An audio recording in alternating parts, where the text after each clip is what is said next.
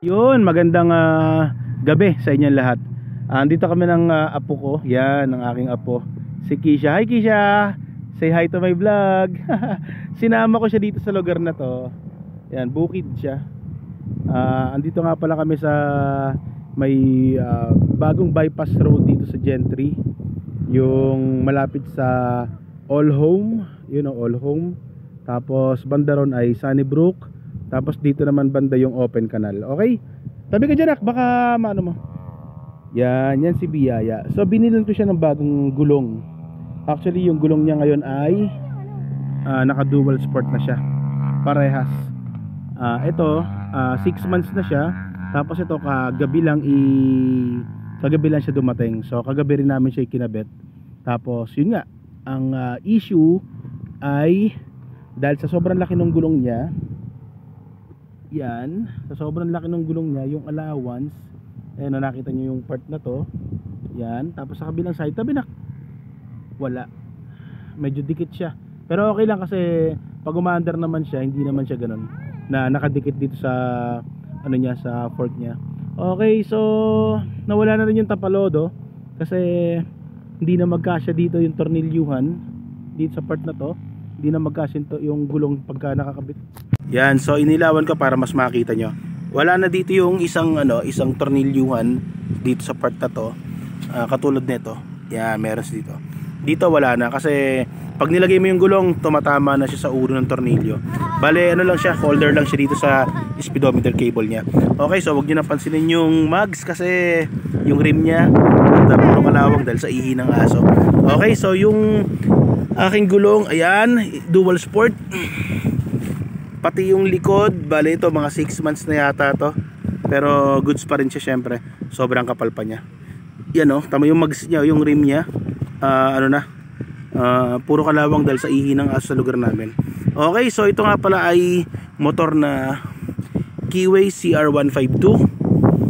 At ang pangalan ng aking motor ay si Biyaya. Yan, Keyway CR152. Okay? So may mga kalabaw pa dito, may baka pa dito. Yan si Biyaya. Okay, so sa mga nagtatanong ko anong klase ng gulong meron ako, ito ay KRX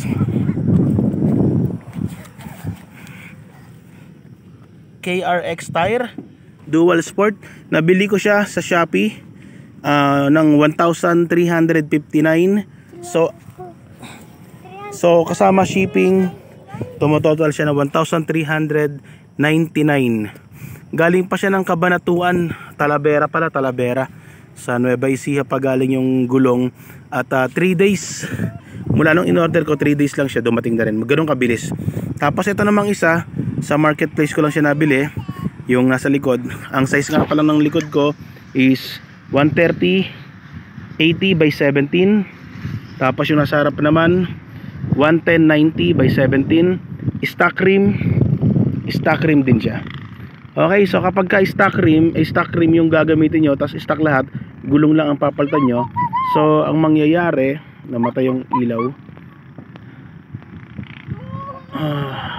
Yan, namatay yung ilaw, hindi na gumagana kasi paloobat na ako.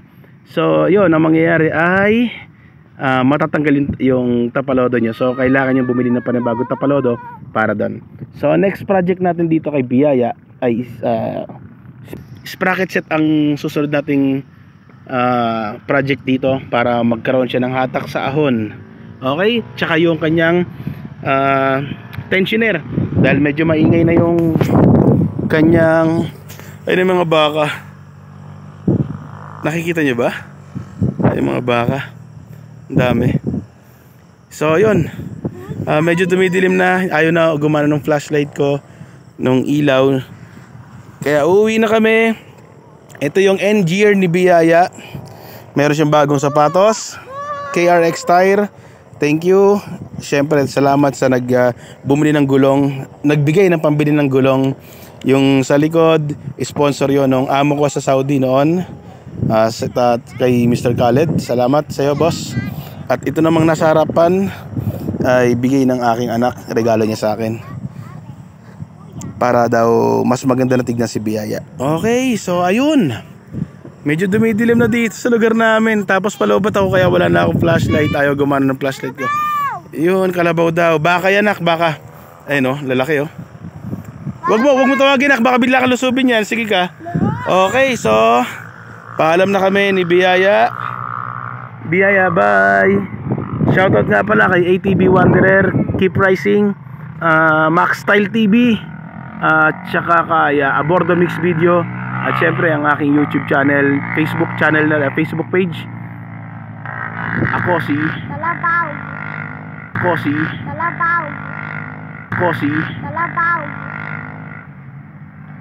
Ako si Shabodoy. Okay? So hindi na gumagana Facebook, YouTube ko. Sa Facebook na lang tayo ngayon. Okay, YouTube channel. Bye guys. Happy New Year sa lahat. Sabi mo na Happy New Year. Bye. Happy New Year. Bye-bye. Happy New Year. Mhm.